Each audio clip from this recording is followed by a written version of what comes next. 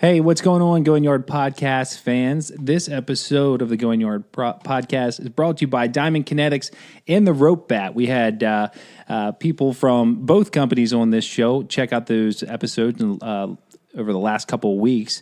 Talked about the products. Both these amazing hitting tools. I think that if you listen to that episode, you'll hear so much about them, and it'll really get you excited and geared up for it. And on top of that, we can save you 10%. Both their websites, diamondkinetics.com and also theropebat.com. Enter GYP10 and get 10% off of your purchase at checkout. Yeah, I mean, these two products are fantastic because what we do here at the podcast is connect people with information and products to get to the next level. And if you have a player who needs help, whether it's a pitcher or a hitter, these products will help your players get better. So if you need a gift idea for somebody, or you're a coach and you're looking to help your players get better, this is the stuff for you. I mean, I believe in it. I use these things with my players, and the numbers don't lie. The improvements don't lie. You will see it for yourself if you just give it a chance. Go out and spend a few bucks. I mean, I'm talking about money that's a little less than a couple lessons, and you can have information and data with the Diamond Kinetics stuff, or you can have a bat to help your players get a more connected swing and be more consistent at the plate. And that's what all coaches are looking for. And honestly, we're not going to have any product on this show, especially we're not going to have any type of affiliate, business relationship with any product that we don't believe in. So this is something that, we've tried. Tyler's tried with his teams. These are things that we just believe in. So, we appreciate all of our support. Go check out these awesome companies and save some money in the process. You'll help yourself. You'll help them. You can help us as well. We appreciate everything you do for us.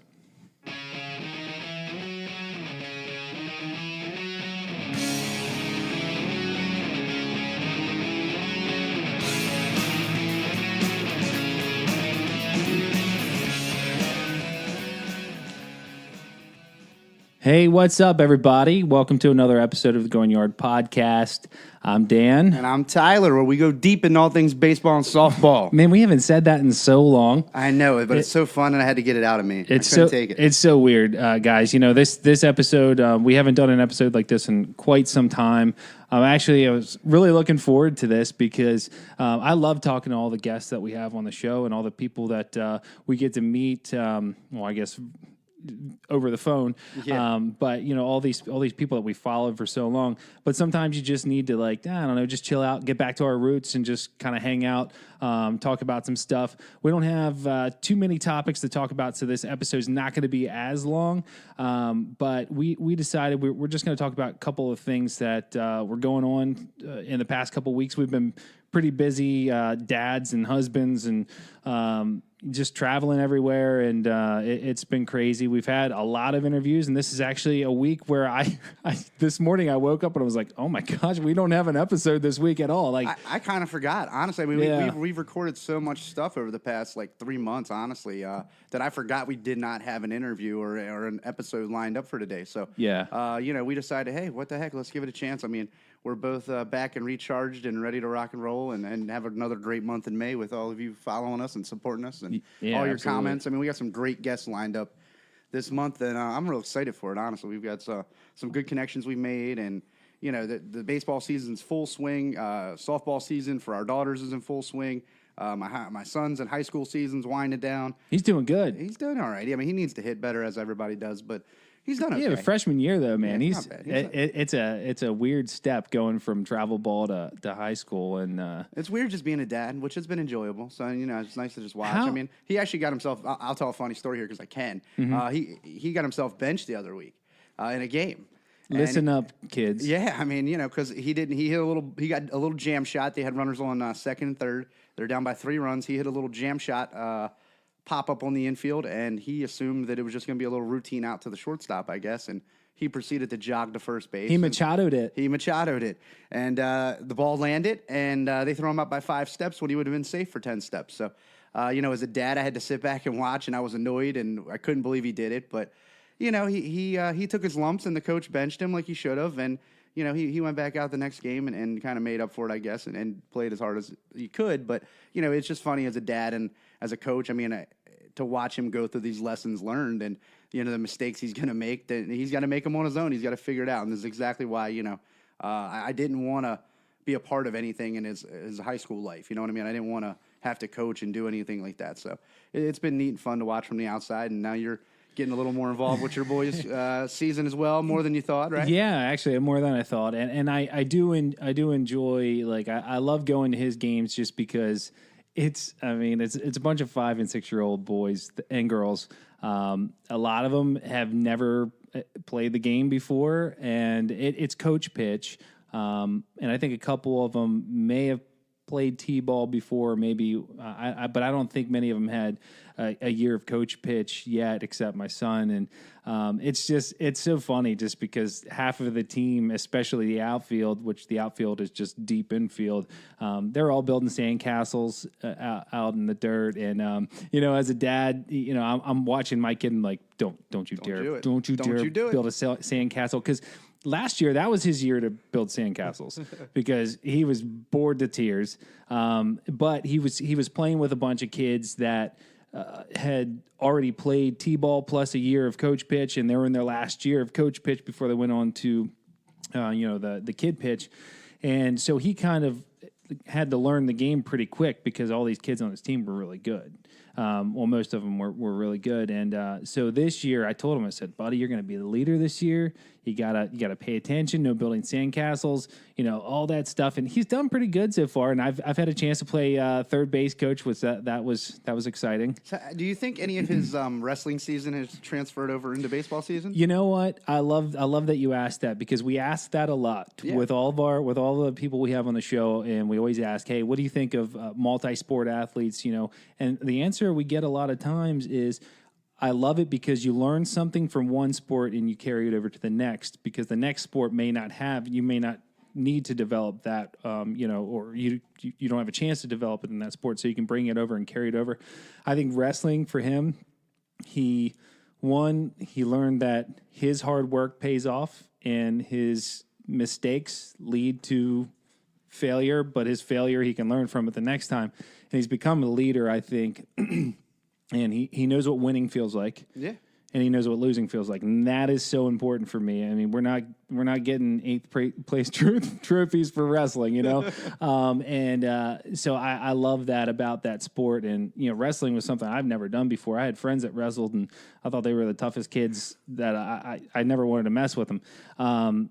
But one thing about all those kids that wrestle, a lot of them were leaders, man. It's a different mentality. And today in the business world, they're managers, they're supervisors, whatever. They're not afraid to put themselves out there. Right. They know what it's like to be exposed to failure, because it's only you out there. You can't blame anybody else. I mean, yeah, you could say the ref didn't give you a point here or there, but whatever. But I was just wondering for. Because last year baseball was the first thing he had ever done. It wasn't like you signed him up for soccer where he just ran around and looked like he was doing something. You put him right into wrestling where it's mano a mano. I mean, if you mess up, it usually leads to failure quickly, and then that's sports. So the mentality's different. And I'll tell you, my son wrestled this year for the first time in the winter, and he was terrible when he first started. But man, he worked his butt off, and he never quit. He never gave up, and he got better, and he finished the season well, and he was in the best shape of his life coming into baseball. And he didn't get as much work in the winter as he normally would for baseball season, but man, he was in phenomenal shape coming into baseball season. I don't think he could have been any better off than he was going into it. And I think him being a catcher, the footwork and all those things have really worked and helped him, even though it wasn't specifically blocking and dropping, but all just the footwork from wrestling practice and all the movements and all those things, I think they really help. And, I've seen him behind the plate doing a pretty good job. And, obviously it's like anything, you can get better. But I definitely see the work that he put in by getting himself in the best shape he could and never quitting and having that mentality of never giving up and getting more into the baseball side of it. And he's put some really good battles in the plate, honestly. And, that's what I'm excited to see. And, our daughters, softball had the first tournament. It didn't go as well as we'd hoped. But, for everybody who follows us, we know that, that we got into softball podcast because of our daughters and leaving them out. And, this was a year they kind of stepped up in level of competition. So we weren't quite sure what they were going to do. Are they going to step up and meet it? Or, they're just going to succumb to the failures? And that first weekend tournament, we got a little bit of both of that from them. And, it's exciting to see. I'm looking forward to their season really getting rolling here. It's kind of been a little downtime of practicing, but I think it was good to just get a jump start and see where they were at after all the winter workouts. Yeah, and I'm really excited. We got a couple more tournaments coming up. We got a handful of tournaments coming up this summer and spring, and Excuse me. And I'm looking forward to it. But it's funny because I brought up that there's no eighth place trophies. What was great about one thing I love about the parents of our softball kids that are on our team, they're all like us. Yeah. Which is great because when these girls got their 8th place trophy or medal, whatever it was, all the parents were like, throw that damn thing away. Throw that away. Because that's what we say too. It's like, oh my God, why are we getting a trophy for 8th place? And it's obviously it wasn't a waste of time for them to be down there because they learned, okay, this is where we're at and this is where we need to go, which is important. I mean, it's cliche, but I mean, you either win or you learn. Yep. It's how it goes.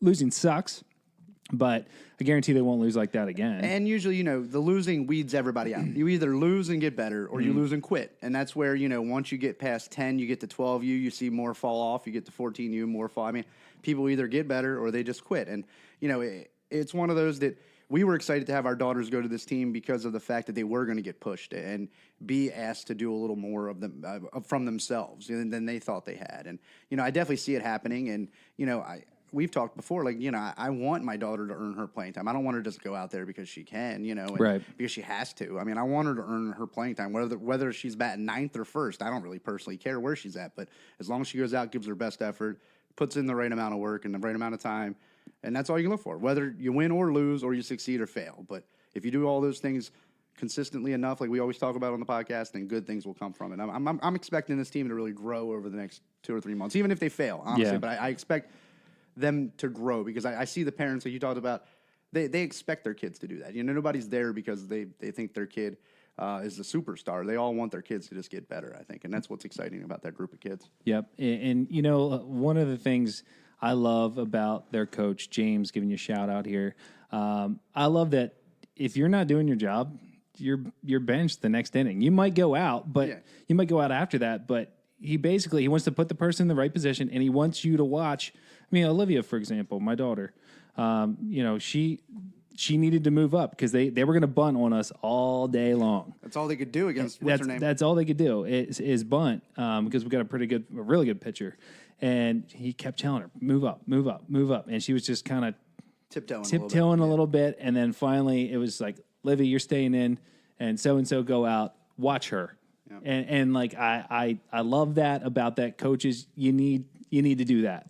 Yeah, and it's not stop trying to be everybody's friend and coach them. And I love that. Yeah, I mean, and honestly, it's like anything in life. If you watch and look and listen, you can usually learn a lot just by doing that. When you don't give people a chance to talk, usually you don't hear what they're saying, right? And if you're not looking, you're usually not paying attention. You might be doing something and listening to somebody, but you're not fully engaged. And that's kind of what he was getting at in that moment. It was good. And she learned from it. She went back out the next time, and she's 4 steps further forward, and it pays off. So it's those little lessons of growing up and learning the game, at another level, and that's what you expect every time you go up is to learn from it. And it was exciting to see. Like I said, even through the failure of it, it wasn't as successful as everybody wanted it to be. But at the same time, it's not going to be if you play better competition generally. As a parent, with her playing third base, the one girl, remember that girl was just ripping. Ooh. She ripped it all the way to the fence.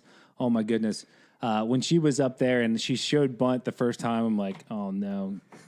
Don't fall for it. He's gonna tell her to move up. Oh no. Don't fall for it. No. And she ended up, letting one go. But I love it though. Like it's so I'm not saying to live through my kids, but at the same time, I'm reliving my childhood, and they're doing more than I was doing back then. They're better. Both of my kids are better than I were at their ages. That's for sure. Oh yeah, definitely.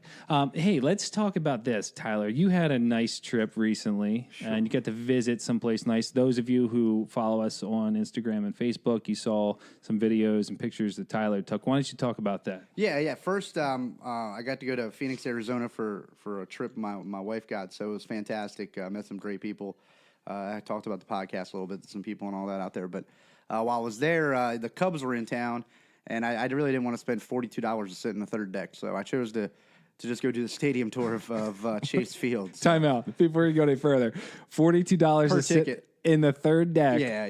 Man, we're just not used to that because we're Orioles fans. Yes. We got like $9 tickets. Correct. We went to me and Dan went up to see the Mets play last year, the Braves up in Citi Field, and I literally bought Dan was like, what do I get for the ticket? I'm like, dude, I bought the tickets for $9. You don't owe me anything. Like, the tickets were cheaper than the beer. So no, don't worry. Gosh. And honestly, like, we had so many things to do for the conference that my wife was there for that we just didn't have the time.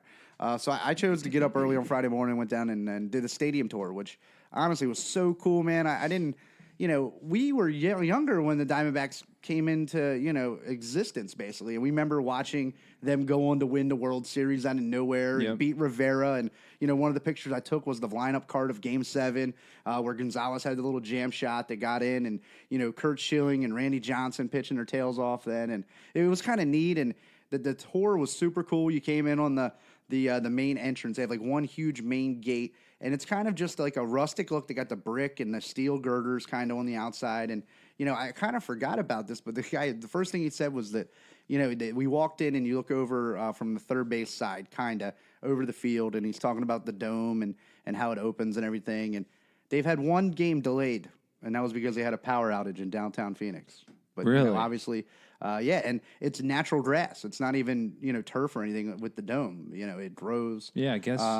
Whatever. So, and the dome opens within 4 minutes or something like that. That's pretty cool because the way the field sits, the dome opens like from third base to first base, like that, as opposed to like any other way. You know what I mean? So it's kind of a weird looking shape in a way, and it's right downtown. But it was beautiful. They have a swimming pool, and what was really cool, and I put a bunch of pictures of it up and put it in the video, was like the trophy room, man. They have this really beautiful, I went to Yankee Stadium and you do the Monument Walk kind of, and you look at all the stuff, but I didn't really realize how much history that the Diamondbacks had. That's what I was just going to ask you. It's like going into that, like, why is there a trophy room? What do they have, like 3 trophies up there? Like, I'm trying to think, like, Diamondbacks only been around, 97? 20, they had 20 years in 08, around in 18. I think it was 20 years. All right, so 98. Yeah, wow. Yeah. See, I would have thought of like, I'm going into this trophy room to see what. Yeah, to see what, and I'm looking through it, and there's a Cy Young trophy of Randy Johnson. There's one of Greinke, and then Brandon Webb. I forgot he even was a person, and then Justin Upton's got a Silver Slugger Award. Paul Goldschmidt, so it was super cool to see all that, and then all their all-stars had an autographed baseball in this big gigantic case that was probably 10 feet wide or something. It was pretty cool, and then they had all these different bases from like different games. They had like the World Baseball Classic base in there. They had a World Series third base from the World Series and stuff like that. It was super neat. And then, you take the tour around. They take you up to the press box. You see the press box, which is a great view. How big is the press box? It's very narrow. It's about as small as our podcast studio wide, honestly, but it's like probably 100 feet wide. And then there's like just chair after chair, and everybody's kind of got their name plate for each, whether you represent this radio station or this news network or whatever you work for, your name's kind of there. And then they have like out of town, it says literally out of town guest on the thing. So it's kind of narrow and it's like tiered a little bit. So it's kind of neat. And then like from there you go around and you go down to like the dwellings of the clubhouse, basically the back hallway. And they have all these signs up and different things. And there's actually a spot on the brick wall in the back hallway where it says home plate, where you're directly behind home plate. Yeah, I saw that picture. Yeah, it's kind of neat. And in the outfield area, when you first get on the tour, sorry to backtrack a little bit, but it says like you're 460 feet away from home plate. So it's kind of neat to get a visual of like, dang, man, like you see some of these home runs hit and you're like, I don't think I'm getting my glove out in front of this ball if it's hit all the way out here. You know what I mean? Yeah. Like, you're awfully brave to hit a ball that far. You're hitting it over 100 mile an hour plus. You know what I mean? So, and then you finish the tour down. You go through and you walk down the ramp to the clubhouse. From the clubhouse, because we didn't get to go in the clubhouse, obviously, which would have been cool. But I probably would have paid the $42. But no. So you go down this ramp, and then actually, funny story. There's a tire, like a tractor tire, mounted on the wall. And they put that in, I think 8 years ago, he said, as like an anger when guys come in with their bat and they stop slamming it off the wall or off the pipes or things like that. So guys could just kind of tee off on this rubber tire and let some of their anger out. You know who would have loved that in the 90s? Paul O'Neill. Paul O'Neill, probably. Hope they put a cooler around the tire. So, and then he was showing us this thing. There's this, I'm 5'8". On a good day. But it's not super tall in there. It's probably like 8 feet. There's this like pipe that comes down out of the ceiling with this bar. And they specifically put that in for Randy Johnson to go in between innings and hang off of it to stretch his back. between innings because he had little bit of back issues and stuff towards Right. the end of his career. So he would go in there and just hang off of it. And they still had it there for players to use and all that. So it was kind of neat to see and kind of cool to hear that. And then from there, you walk through the thing and you walk out into the dugout.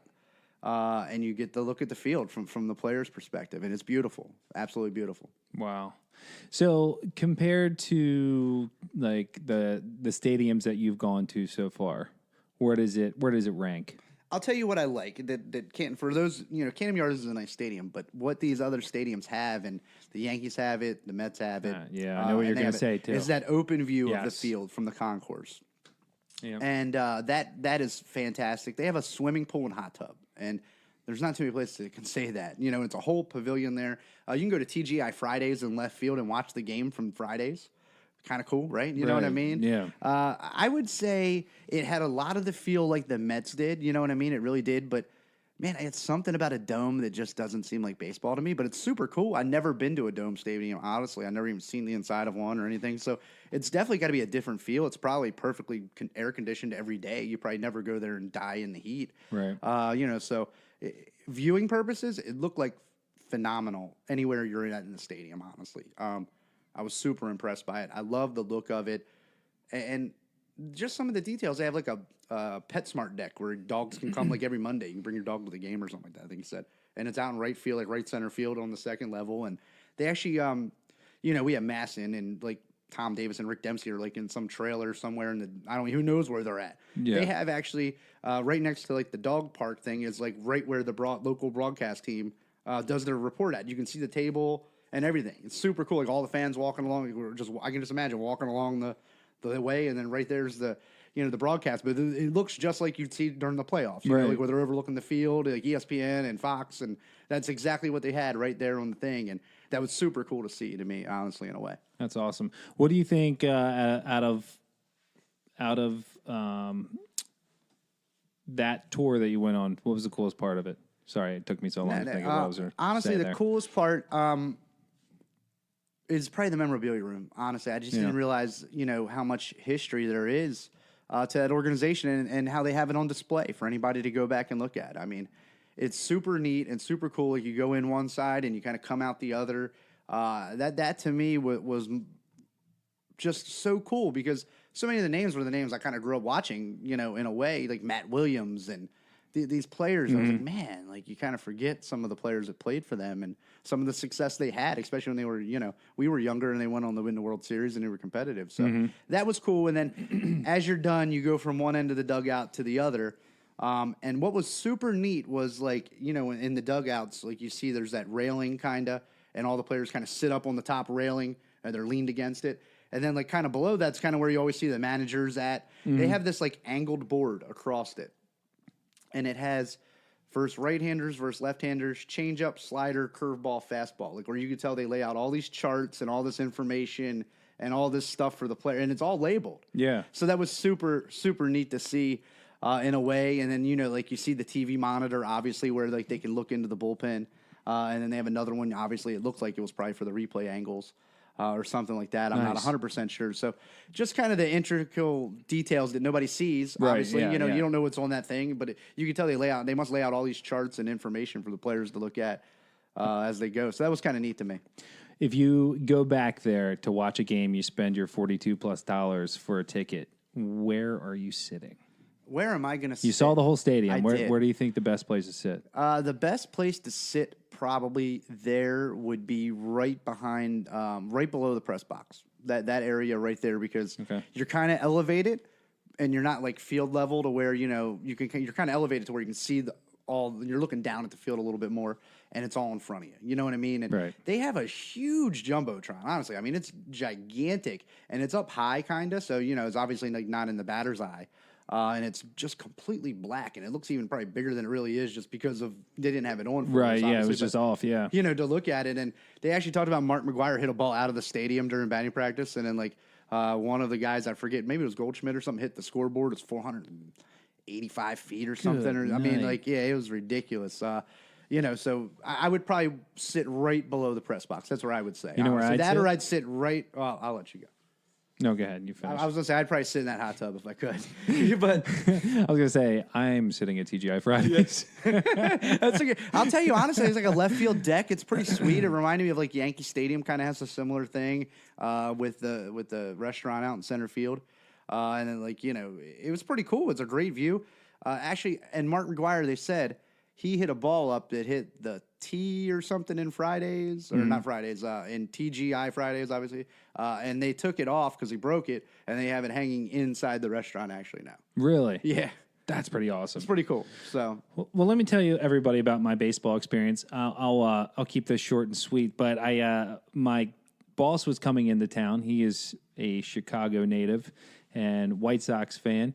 And we hung out for the day for work purposes. And not a Cubs fan, though, huh? No. Interesting. No, he's a White Sox fan, and he picked the day to come down because the Orioles were playing the White Sox, and he's never been to Camden Yards, and I was like, awesome, let's do this. So I took him. We took him to Pickles Pub. He got that. What's funny is Pickles Pub these days at this time of the year when they're playing like they're playing.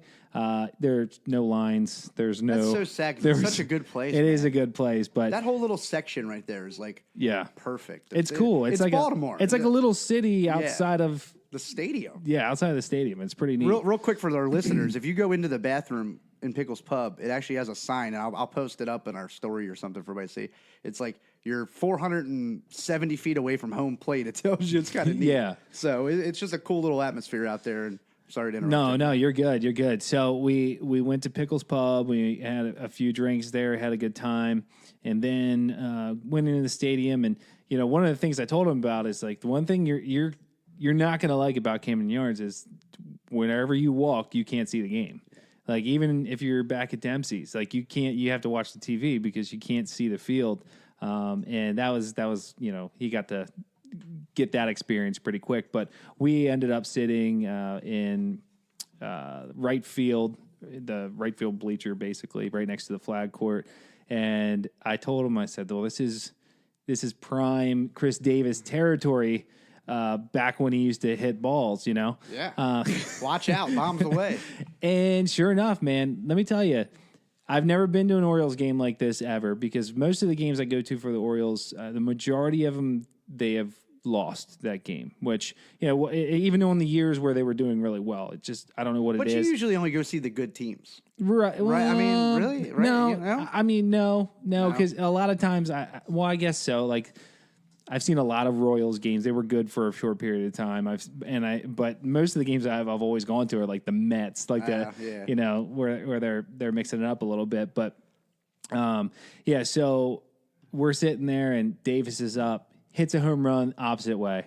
No way. I was like, what? You got to be kidding me. But he hit a home run at a game I was at, which was pretty great. It was only his second one of the year.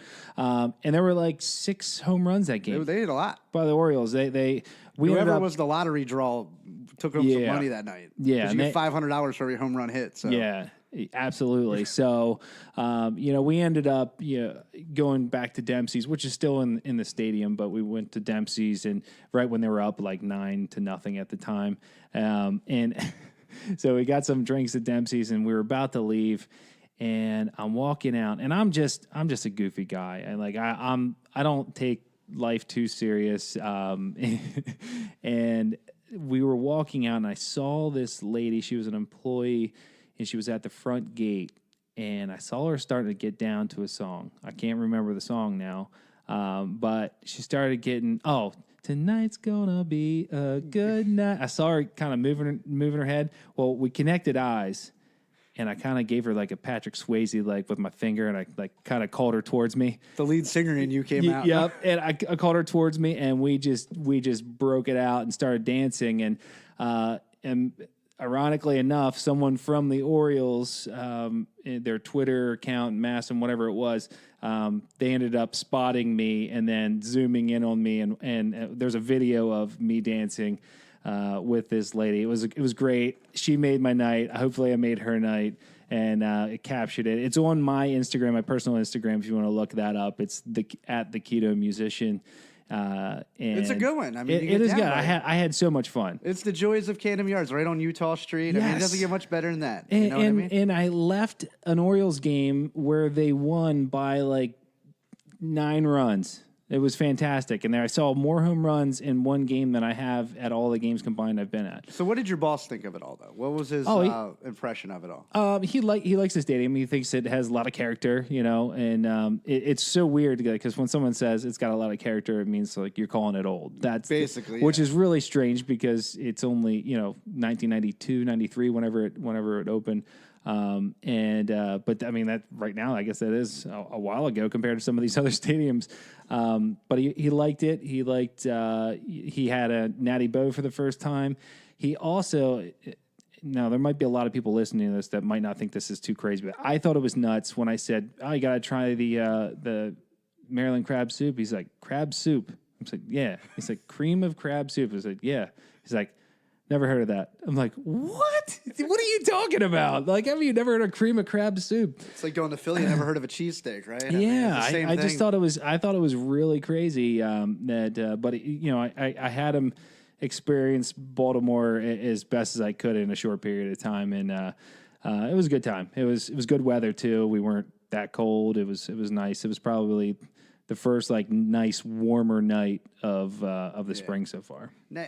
I'll tell you, I was texting you kind of off and on all day that day just to kind of find out what your boss thought, and I was kind of jealous, you know what I mean? Because I love going to the stadium and having a good time. Did you guys get? I know you did a lot. Did you get the Boogs? Did you get to experience Boogs? Actually, no. I did even.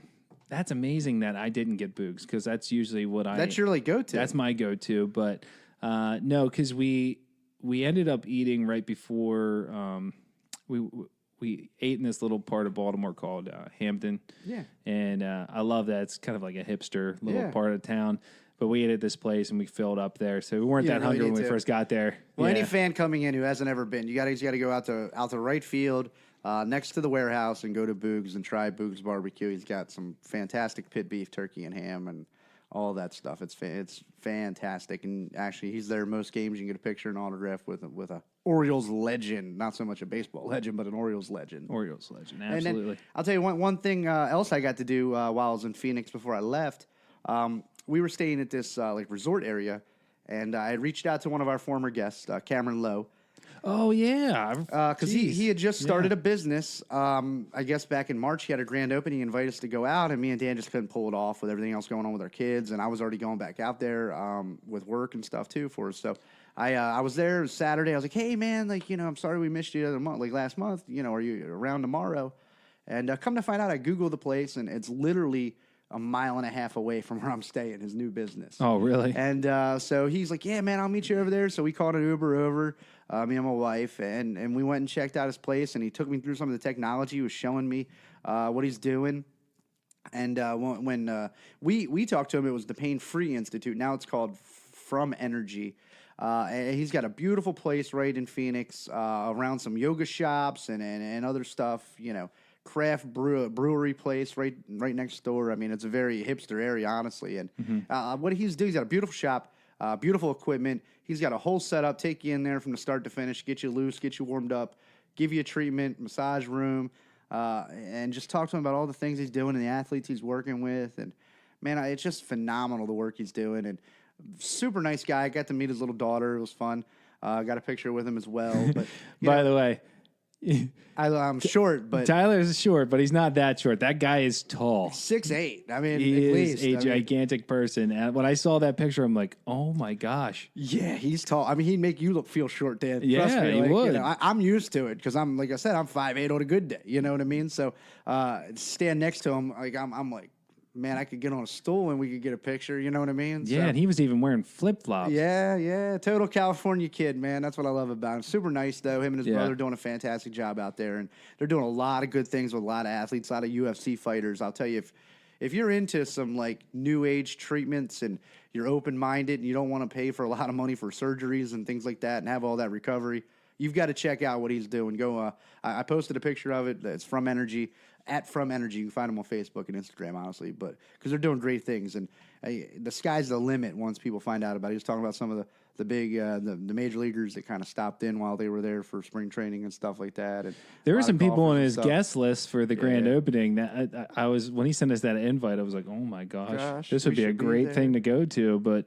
Yeah, it's not right down the street. It's a little tough when you have family and kids and work. So, but no, it was a really cool thing. It was so nice to catch up with him and just connect. And actually, I told him that we get him back on anytime he wants to come on once he because he's in the works of doing some other things. So I told him once he had some stuff ironed out and figured out completely, we get him back on so he can update some information and talk a little bit more about the new business and what he's doing. Awesome. Well, speaking of having people on, we got a whole month lined up of guests coming on here. We're also gonna. I was about to say I sent Dan a screenshot today. We got like 8 interviews coming out this month, so just be ready. Put your seatbelt on and your downloads on and subscribe because we got some good stuff coming out this month. Yeah, and the other thing is too, like you're I know you guys are hearing a lot more ads now with us reading ads. Like we said in the beginning of the episode, this is something that we are we're passionate about these products. We know they work, so we're putting stuff out there that we think that you guys would like as well.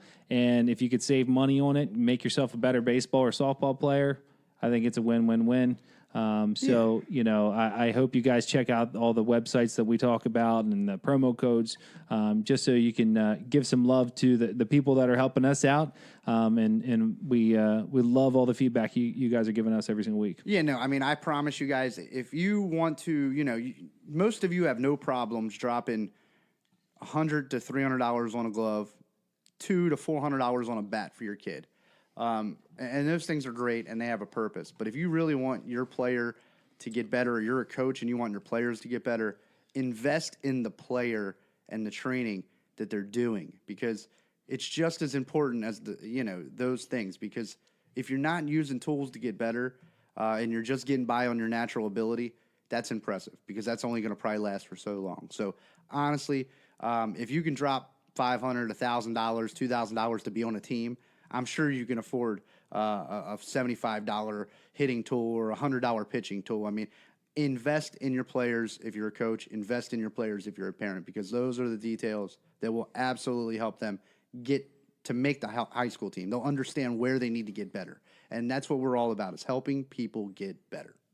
I'm not going to say any more because that was a good spot to end on. Yeah. As always, you can find us on all things social media at Going Yard Podcast and on Twitter. Let me read it behind me here. And on Twitter at GY Podcast. And also, if you want to help us support our what we're doing every single week in and week out, you can go to our Patreon page. It's patreon.com/goingyardpodcast. And there's various ways that you can help the podcast out, and we would greatly appreciate it. Yes, we couldn't do this without you, so all your support is much needed. And as always, you can find us at goingyardpodcast.com. You'll find all of the links and social media things that Dan was just talking about on there, as well as all of the affiliate places you can save money on as well. And then on that website, the first thing you will find is our areas where you can download our podcast on Apple, on iTunes, SoundCloud, Podbean, and Google Play. Subscribe on there. That way you don't miss an episode. Softballs comes out on Tuesday. Baseball comes out on Friday. And then leave us a 5-star review if you could. Follow us on SoundCloud. That way we can grow and engage back with you a little bit, because we don't 100% always know who's listening. We know you're listening, but give us the feedback. Let us know who you want us to have on. We will reach out and we will ask them questions that you want to hear. So thanks for all your support. We appreciate it. Yes, thank you. And that's a wrap for this episode. So from all of us here at the Going Yard Podcast, I'm Dan. And I'm Tyler. See ya. Later.